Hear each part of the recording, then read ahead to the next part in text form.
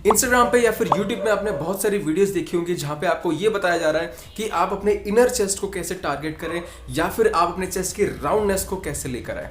मैं आपको एक चीज बता देता हूं, आप इस वीडियो के एंड तक आपको एक बात तो जरूर पता लग चुकी होगी कि वर्ल्ड के बेस्ट एक्सरसाइजेस क्या हैं आपके इनर चेस्ट एंड आपके ओवरऑल राउंड चेस्ट डेवलप करने के लिए। इससे पहले जो भी आपने वीडियोस देखी है उन चीजों को प्लीज दिमाग से हटा दें, ये वाली वीडियो आप जरूर देखें।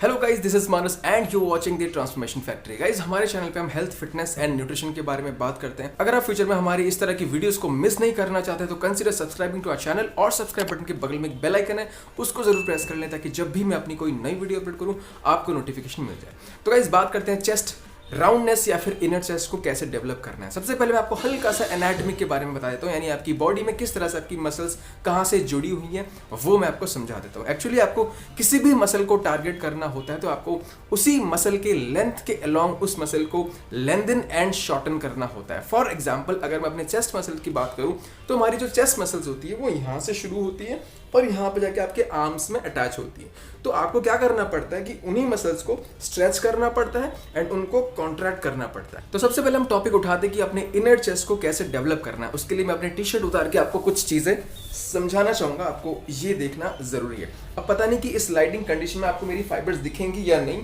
अब जब इनर चेस्ट की बात होती है तो इस लाइन की बात होती है कि इस लाइन को आप कैसे डेवलप करेंगे। अब क्या होता है, जैसे कि मैंने बताया कि आप ज्यादा से ज्यादा क्या कर सकते हैं, अपने चेस्ट की जो फाइबर्स है जो कि यहाँ से शुरू होती हैं इस मिड लाइन से और अटैच होती जाके आपके आर्म्स में, तो आप ज्यादा से ज्यादा इसको स्ट्रेच या फिर कॉन्ट्रैक्ट करेंगे। लेकिन उस पूरे फाइबर के लेंथ के अलोंग आप किस पार्ट में उसकी कॉन्ट्रैक्शन को कॉज कर सकते हैं वो आपके कंट्रोल में नहीं है। फॉर एग्जाम्पल, मैं आपको ये इरेजर दिखा रहा हूं। अब इस इरेजर को जब आप इस तरह से स्क्वीज करते हैं तो ये आपके कंट्रोल में नहीं होता है कि भाई किस पोर्शन में कितना ज्यादा स्क्वीज होगा।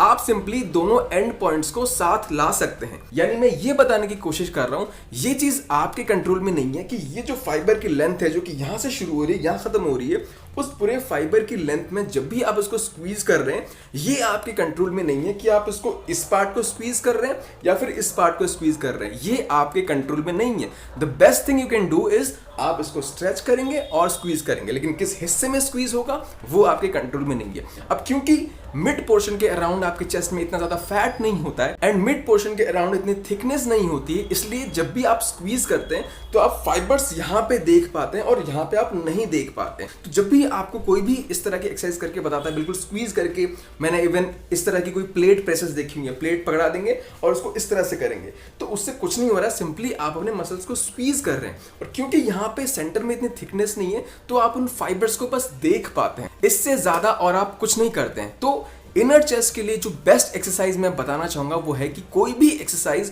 जिससे आप अपने चेस्ट को टारगेट करते हैं। तो किसी भी चेस्ट एक्सरसाइज में आपको सिंपली अपने चेस्ट को स्ट्रेच करना होता है एंड कॉन्ट्रैक्ट करना होता है। इसके अलावा आपके पास और कोई भी कंट्रोल नहीं है। चाहे आप इंक्लाइंड बेंच प्रेस ले लें, चाहे आप फ्लैट बेंच, चाहे आप डिक्लाइंड बेंच, चाहे आप कोई भी केबल क्रॉसओवर ले लें, आप हमेशा स्ट्रेच एंड कॉन्ट्रैक्ट करते हैं। आप अपनी फाइबर्स के अलोंग उसकी किसी एक एंड में या फिर दूसरे एंड में या फिर सेंटर में कहां पे स्क्वीज होगा वो आपके कंट्रोल में नहीं है। एंड वैसे भी ये जो प्लेट प्रेस वाली एक्सरसाइज होती है, इसको अगर आप ध्यान से देखेंगे आपका मूवमेंट शोल्डर जॉइंट से ज्यादा नहीं होता है बल्कि आपके एल्बो जॉइंट से ज्यादा मूवमेंट होता है। मेरा ये मतलब है कि अगर आप कोई बेंच प्रेस करते हैं वहां पे आप इतना नीचे लेके आते हैं तो उससे क्या होता है, आप एक डीप स्ट्रेच फील करते हैं अपने चेस्ट मसल में एंड आगे लेके जाते हैं तो आप कॉन्ट्रैक्ट करते हैं। लेकिन वहीं जब आप किसी भी तरह की प्लेट प्रेस करते हैं वहां पे आपकी एल्बो जॉइंट यहाँ पे यहां तक आई, अब इससे नीचे आपके एल्बो जॉइंट जाते नहीं है, यानी इससे नीचे आप स्ट्रेच को नहीं फील करते हैं। अब क्या होता है, आपका जो पाम है वो यहाँ तक आ चुका है। अब यहाँ से चेस्ट तक का जो मूवमेंट है वो सिर्फ आपका एल्बो जॉइंट से मूवमेंट होता है, ना कि आपके शोल्डर जॉइंट से। तो ये मूवमेंट तो आपके ट्राइसेप्स का होता है। तो सिंपली आप कुछ नहीं करते हैं इस प्लेट प्रेस में, आप अपने रेंज ऑफ मोशन को बस रिस्ट्रिक्ट कर रहे हैं, बस यहाँ से यहाँ तक, दैट्स इट। और यहाँ से नीचे का मूवमेंट आपके आर्म्स का होता है, इसके नीचे आपका एल्बो नहीं जाता इससे पीछे, यानी आपके शोल्डर जॉइंट के अराउंड और मूवमेंट नहीं होता है। तो सिंपली आपका ये आप अपने स्क्वीज को देख पाते हैं या फिर आप पूरे मूवमेंट के दौरान उसको स्क्वीज करके रखते हैं, इस वजह से आपको लगता है कि आपकी इनर चेस्ट की एक्सरसाइज है। ये कुछ ऐसा ही हो गया कि भाई बाइसेप्स में मैं उसको फुली इलोंगेट नहीं कर रहा हूं, मैं सिर्फ इसको यहीं ट्रेन कर रहा हूं और उससे मुझे ये लग रहा है कि मैं बाइसेप्स के अपने अपर पार्ट पे काम कर रहा हूं, जबकि ये आपके कंट्रोल में नहीं है। आपके सिर्फ कंट्रोल में ये है, आप अपनी बाइसेप्स को इलोंगेट करेंगे एंड उसको शॉर्टन करेंगे, लेकिन इस पूरे लेंथ में आप उसके अपर पार्ट में काम करेंगे या फिर उसके लोअर पार्ट में काम करेंगे, वो आपके कंट्रोल में नहीं होता है। सो इससे आपको ये पता लगता है कि इनर चेस्ट की एज सच कोई एक्सरसाइज नहीं होती है। वो कोई भी एक्सरसाइज जो चेस्ट के लिए नॉर्मली होती है वो आपके इनर चेस्ट के लिए ही होती है। आप किसी के चेस्ट मसल में ऐसा नहीं देखेंगे कि भाई ओवरऑल उसकी चेस्ट नहीं है लेकिन सिर्फ इनर चेस्ट डेवलप्ड है, ऐसा नहीं है। उसकी पूरी चेस्ट बनी होगी, तो जब भी वो थोड़ा सा ऐसे स्क्वीज करता है आपको उसकी इनर चेस्ट उभरी हुई या फिर ज्यादा अच्छे से निखर कर आती हुई लगती है। अब मैंने भी कोई भी इनर चेस्ट की एक्सरसाइज आज तक नहीं लगाई है, तो आप इस कंडीशन में, मुझे पता नहीं इस लाइटिंग में या फिर इस फैट परसेंटेज में आप मेरी इनर चेस्ट की लाइनिंग्स देख पा रहे हैं या नहीं, लेकिन अगर आपको नहीं दिख रहा होगा इस कंडीशन में, मैं आपको अपनी एक फोटो दिखा दूंगा, वहां पे देखेंगे आप मेरी इनर चेस्ट बहुत अच्छे से उसकी फाइबर्स दिख रहे हैं, लेकिन मैंने आज तक कोई भी ऐसी इनर चेस्ट की अलग से सेपरेट एक्सरसाइज नहीं लगाई है। अब बात करते हैं हम चेस्ट राउंडनेस के बारे में। अब कोई भी मसल आपका है वो शेप क्या लेगा वो आपके कंट्रोल में वैसे ही नहीं होता है, जैसे कि आप इनर चेस्ट कैसे डेवलप करेंगे वो आपके कंट्रोल में नहीं होता है। यानी मैं बताने की ये कोशिश कर रहा हूं, फॉर एग्जांपल आप एब्स का एग्जांपल ले लीजिए, आपके पास ज्यादा से ज्यादा ये कंट्रोल है कि आप एब्स की एक्सरसाइज लगा सकते हैं, लेकिन आपके 6 पैक्स आएंगे, आपके 8 पैक्स आएंगे, या फिर आपके एब्स की सिमेट्री क्या होगी, यानी बराबर एक एब के बगल में दूसरा एब दिखेगा या फिर ऊपर नीचे, जस्ट लाइक टाइगर श्रॉफ वैसा होगा, ये आपके कंट्रोल में नहीं होता। ये सब कुछ जेनेटिक्स में होता है। अब ऐसे ही आप बहुत सारे अच्छे अच्छे बॉडी बिल्डर्स या फिर जिसकी भी फिजिक अच्छी होती है उन सबको आप कंपेयर करेंगे, उनका जो चेस्ट का शेप है वो अलग अलग लगेगा। तो क्या आपको लगता है कि उन्होंने अच्छी मेहनत नहीं करी या फिर उन्होंने कोई ऐसा ट्रिक नहीं लगाया है जिसकी वजह से उनकी चेस्ट या तो राउंड नहीं बनी या फिर किसी की जो चेस्ट है वो स्क्वायर शेप की नहीं बनी?